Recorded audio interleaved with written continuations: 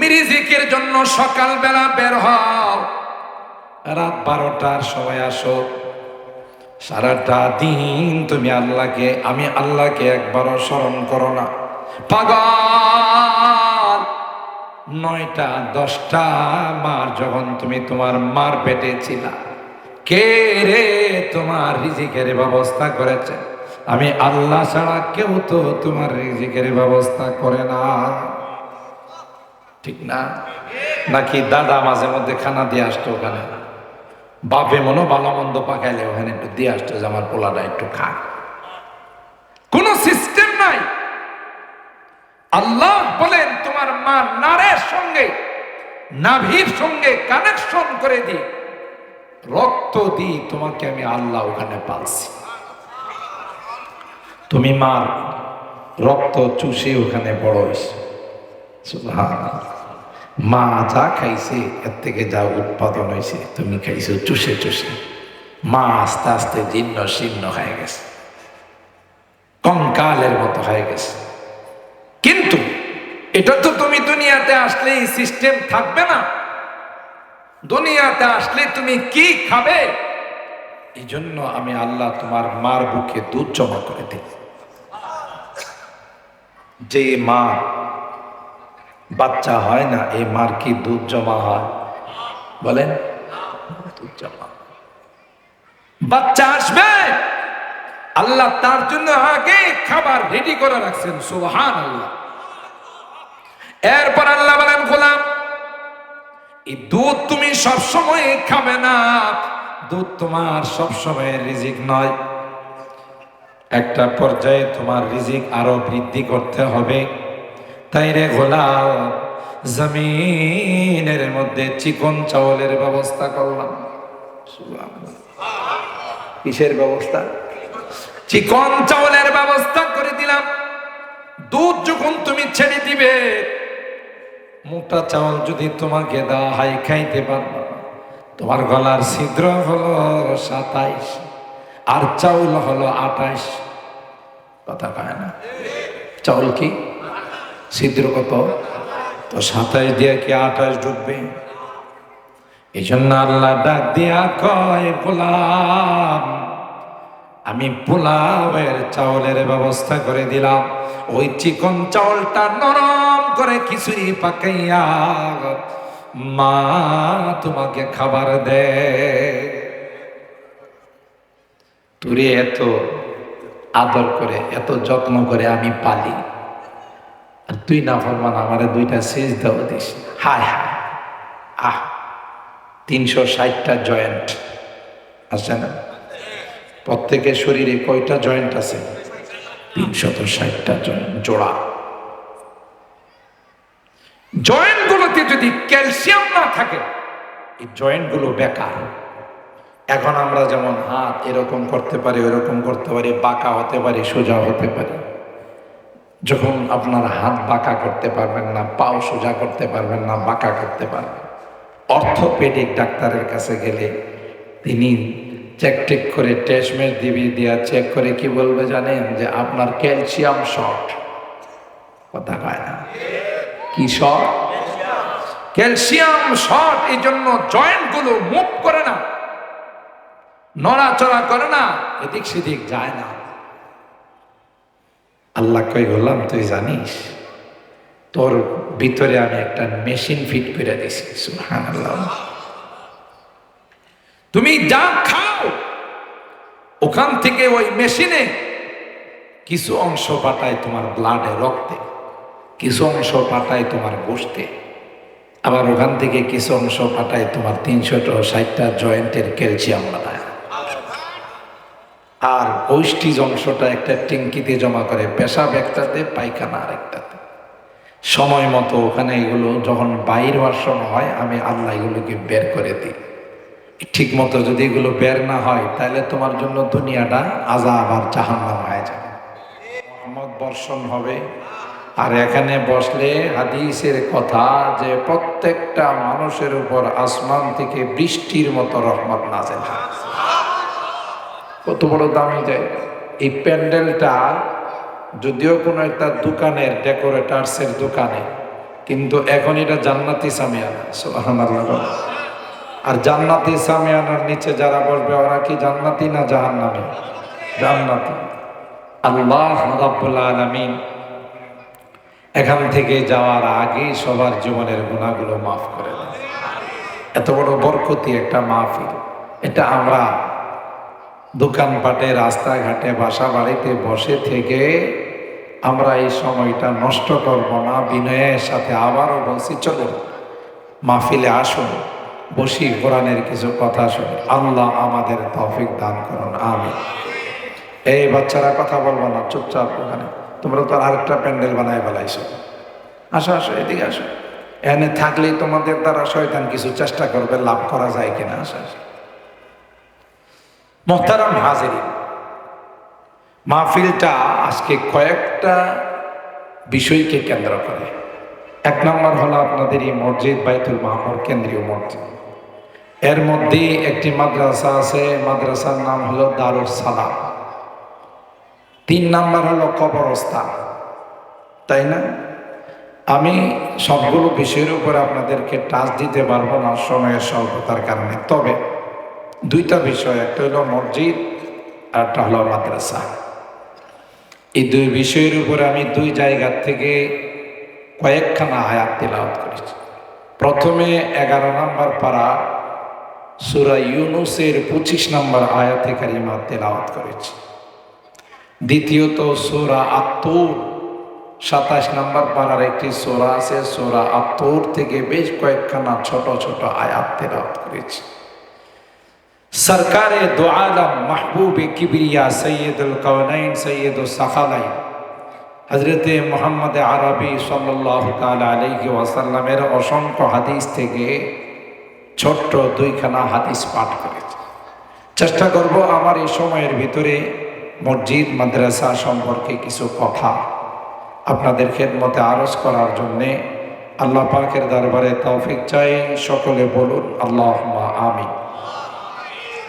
আর একটু জোরে বলুন আল্লাহুম্মা আমিন। প্রথম যে আয়াত তিলাওয়াত করেছি এটা হলো সূরা ইউনূসের আয়াত। একটি সূরার নাম হলো সূরাতুল ইউনূস। আপনারা জানেন আল্লাহর পয়গম্বর হযরতে ইউনূস আলাইহিস সালাম একজন জলিলুল কদর পয়গম্বর ছিলেন, বড় মাপের একজন পয়গম্বর ছিলেন। জাতি বারবার ইমানের দাওয়াত দেওয়ার পরেও তারা ইমান গ্রহণ করতেছিল না, ইমানদার হচ্ছিল না। একটা পর্যায়ে তিনি তাদেরকে বলে ফেললেন, তোমরা যদি ইমানদার না হও 3 দিনের ভিতরে আল্লাহর গজব চলে আসবে, তোমাদেরকে ধ্বংস করে দেবে। আল্লাহ তাআলা গজব দিতে পারেন না? পারেন। গত শুক্রবারে টের পান নাই?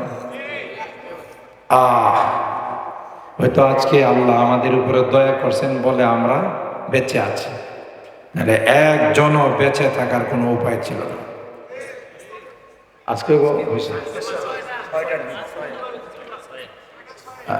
দেখছেন, হয়তো আমি গাড়িতে ছিলাম, টের পাইনি।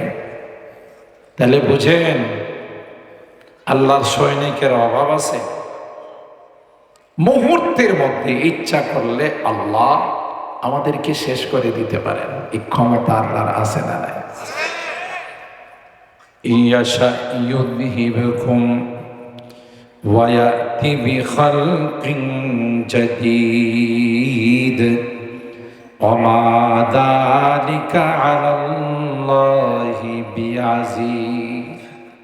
আল্লাহ বলেন, হে উম্মত, হে আমার গোলাম, তোমরা যদি আমার ইবাদত না করো, তোমরা যদি আমার হুকুম না মানো রে, আমি কিন্তু ইচ্ছা করলে তোমাদের শেষ করে দিতে পারি। ঠিক কিনা?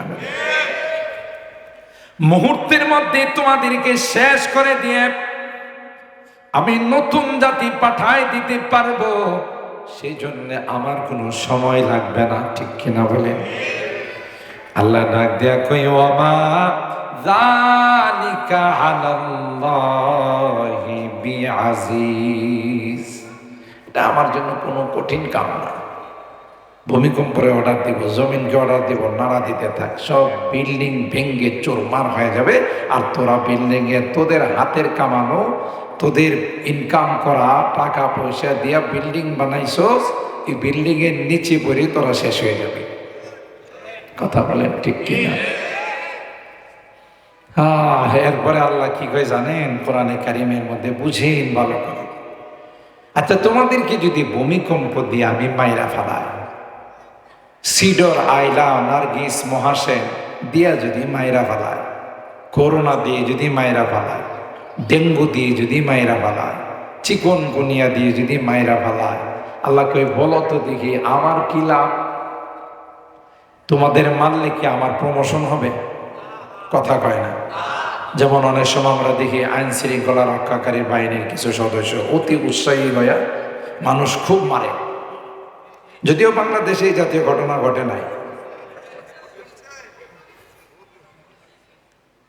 মানে এতটাই উৎসাহী মানুষ মারার জন্য, জানালার ফাঁকি দিয়ে, জানালা দিয়ে বাচ্চারা তাকায় থাকে, তারা গুলি মারে। বাংলাদেশে এরকম ঘটনা ঘটছে। তো আমরা দেখছি বিগত দিনে যারা বেশি মারতে পারছে, যারা বেশি মানুষকে পিটাইতে পারছে, এদের প্রমোশন হয়ে গেছে। ঠিক না? প্রমোশন হয়ে গেছে। বেশি মারতে পারছে, যেমন একজনের নাম আমি বলি, আপনারা মাইন্ড করেন না, এসপি হারুন। কথা বলেন না। বাংলাদেশের মধ্যে সবচেয়ে ভালো মানুষ থাকলে একজন ছিল এসপি হারুন। কথা কয় না।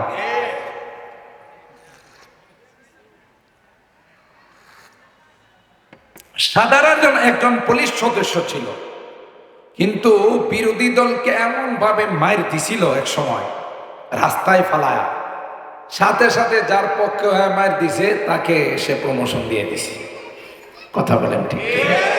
তাইলে দেখা যায় আমরা পৃথিবীতে দেখি যে কেউ যদি খুব বেশি মারতে পারে, মানুষকে পিটাইতে পারে, শাস্তি দিতে পারে, তাহলে তার প্রমোশন হয়। আল্লাহ কি কই জানেন?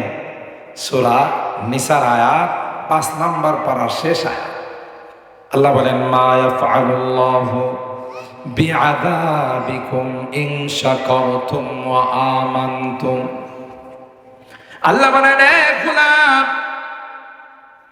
তোমরা যদি আমার শুকরিয়া আদায় করো, কৃতজ্ঞ হও, অকৃতজ্ঞ যদি না হও, নাফরমান যদি না হও, আমার কি দরকার তোমাদেরকে শাস্তি দিয়া? তোমাদেরকে মেরে ফেললে আমার কি লাভ? আমার তো কোনো প্রমোশন হবে না, আমার তো কোনো দিক দিয়ে কোনো উন্নতি হবে না। তাই আমার কোনো দরকার নাই তোমাদেরকে মারার, তোমাদেরকে শাস্তি দেওয়ার। তবে তোমাদের জন্য শর্ত হলো তোমরা কৃতজ্ঞ হতে হবে, নেককার হতে হবে, দিনদার হতে হবে, আমার কথাগুলো মানতে হবে, আমার খাইবা, আমার সব কিছু ব্যবহার করবা, আর সেজদা দিবা খাজা বাবা, গাঞ্জা বাবার কবরে গিয়া, মাজারে গিয়া, আর মূর্তি দেবতার সামনে মাথা নত করবা। তোর মতো নিমক হারাম পৃথিবীর মধ্যে দ্বিতীয় কেউ না। কিরে তোরে খাজা বাবা, গাঞ্জা বাবা, মূর্তি দেবতা কি তোরে একবেলা খাবার দেয়? তার কোনো অবদান তোর উপরে আছে? বানাইছি আমি একটা নাপাক পানির থেকে, সুবহানাল্লাহ, কি সুন্দর করে তোকে বানাইছি। তোর চেহারাটাকে আমি আল্লাহ কুদরতি হাতে সেট আপ দিছি, সুবহানাল্লাহ, কুদরতি হাতে। তোর চোখ, কান, নাক, মেমোরি সব আমি আল্লাহ সেট আপ দিছি। আল্লাহু আকবার। কেন রে বান্দা? এই জন্য আমি আল্লাহ সেট আপ দিয়েছি, এই কপালটা দিয়ে তুমি আমাকে সিজদা করবা। সুবহানাল্লাহ। এ গোলাম, তোর কাছে কিছুই চাই না, তোমার কাছে আমার কোনো কিছু চাওয়া পাওয়ার নয়। তোমাকে অক্সিজেন দিই, তোমাকে বিদ্যুৎ দিই, তোমার খোরাকের ব্যবস্থা করি, তোমাকে আমি লালন পালন করেছি। যতদিন তুমি বেঁচে থাকবা ততদিন তোমার লালন পালনের দায়িত্ব আমার। তোমার কাছে কিছুই চাই না, তোমার কাছে আমি চাই বাইতুল মামুর মসজিদে যখন মুয়াজ্জিন সাহেব আজান দিবে রে, তুমি মসজিদে গিয়ে আমার কুদরতি পায়ে 2টা সেজদা দিবে। তোমার কাছে আমার চাওয়া পায়। কিন্তু আমি এত কিছু দিই, তোরা হইল নিমুখ খারাপ। 24 ঘন্টার মধ্যে আমাকে 2টা ঘন্টা দিতেও রাজি না। ঠিক বললাম? সকালবেলা ওইটা তুমি ব্যবসায়িক প্রতিষ্ঠানে যাও, রাত 12টা পর্যন্ত ব্যবসা করো, চাকরি করো, আড্ডা মারো। মাঝখানে আমি বলি যে জোহরের সময় 20টা মিনিট সময় দেয়া যাও, আসরের সময় 10টা মিনিট সময় দেয়া যাও, মাগরিবের সময় 15 মিনিট সময় দেয়া যাও। বাকি সব সময় তুমি জিন্দেগি করো, দুনিয়ার কাজ করো। আল্লাহ বলেন মাঝখানে নামাজগুলো পড়ে গেলে আমি আল্লাহ তোমার এই মাঝখানের দুনিয়ার কাজটাও আখিরাতের কাজে পরিণত করব। কোরআনে আল্লাহ বলেছেন, ইয়া আইয়ুহাল্লাযীনা আমানু ইযা নুদিয়া লিস-সালাতি মিন ইয়াউমিল জুমআহ ফাসআউ ইলা যিকরিল্লাহি ওয়া যারুল বাই', যালিকুম খায়রুল লাকুম ইন কুনতুম তা'লামুন। ফাইযা কুদিয়াতিস-সালাত ফান্তাশিরু ফিল আরদ, নামাজ আদায় হয়ে গেছে, যাও তোমার কর্মস্থলে চলে যাও, তুমি তোমার ফ্যাক্টরিতে চলে যাও, তোমার খেতে খামারে চলে যাও, ব্যবসায়িক প্রতিষ্ঠানে তুমি চলে যাও, দোকানে যাও, যায় তুমি কাজ করো, আবার নামাজের সময় চলে আইসো। যদিও দেখতে দেখা যাচ্ছে যে এটা দুনিয়ার কাজ, আল্লাহ বলেন এটাও ইবাদতেই লেখা হয়েছে। কত বড় ইহসান আমার আল্লাহ! কিন্তু আমরা এইটুকুন করতেও রাজি না। কবি রাগ দিয়া বলেন, জুনুনুম মিন কান্তাসালি রিজকিন, জুনুনুম মিন কান্তাসালি রিজকিন ওয়া ইউরযাকু ফি গিশাওয়াতিহিল জানিনু। এ পাগল, তুমি রিজিকের জন্য সকালবেলা বের হও, রাত 12টার সময় আসো, সারাটা দিন তুমি আমি আল্লাহকে একবারও স্মরণ করো না। পাগল, 9টা 10টা মার যখন তুমি তোমার মার পেটে ছিলা, কে রে তোমার রিজিকের ব্যবস্থা করেছে? আমি আল্লাহ ছাড়া কেউ তো তোমার রিজিকের ব্যবস্থা করে না।